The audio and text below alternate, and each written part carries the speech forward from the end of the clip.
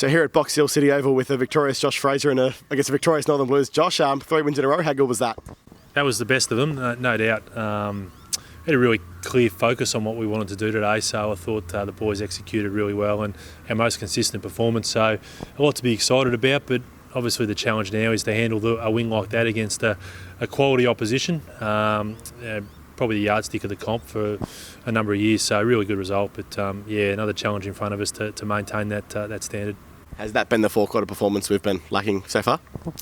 Yeah, I say lacking. I think we've been building. I think when you look at our group and our footy club, it's all, for us, it's about building in the right direction and the right way. So no doubt we all get a bit impatient. We want four-quarter consistency every week, and that's the expectation now from the playing group on each other, which is good growth. But I thought today was no doubt our best four-quarter performance, and again, as I said, the challenge now is to back that up and be consistent. A win against Box Hill on their turf, where they've only lost once in, I think, the last 12 months. Have you had many better wins than that as a coach? It's hard to rate them.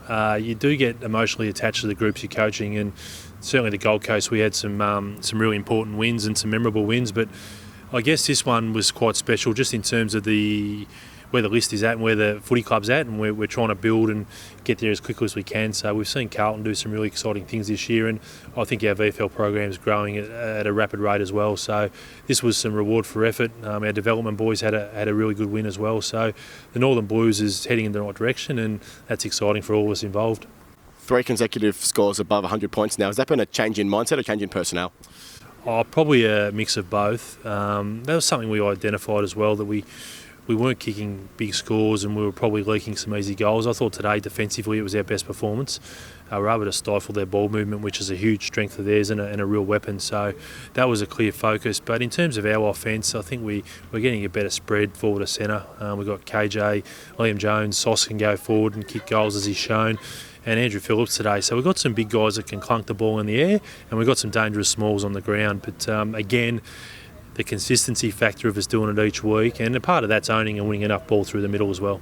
A really good vibe in the rooms after the game, especially with the development, and that's always good to have players pushing from underneath as well. No doubt, yeah. And again, I think we've been pretty consistent with how we're coaching and measuring our playing group, and their standards are growing all the time. So the development win was pleasing, really excited by what we saw there, and I guess for us to follow on with a win at senior level was terrific as well. But I guess it's just trying to continue to encourage that competition for spots, and performances are counting now. So if guys aren't performing, as long as players underneath are putting their hand up, well then it gives us a headache at match committee, which is good. It's a good problem to have. Always hard to individualise on a day like this, but just the form of Mark Wiley and Tim Jones in the middle, I think they combined for 60 disposals again today. Just a quick word on those two.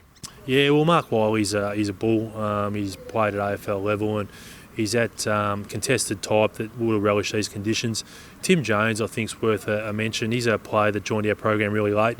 I was lucky enough to coach him last year in the NEFL, and I knew what he could produce. He's taken his game to another level as well, so we're really excited to have Jones at our footy club.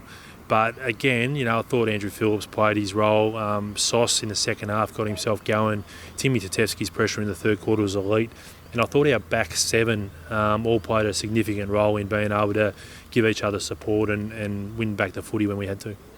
Doesn't get any easier. We've got the bye next week and then Sandy, but does this result give us confidence we can mix it with any team in the comp? It gives us confidence, but I think again it's a process we'll just go through leading into that game. I guess we're with our group, we're not getting too high and too low with results. We've had a couple of hidings along the way. And the challenge there was to make sure that we reset ourselves and got back on the horse pretty quickly.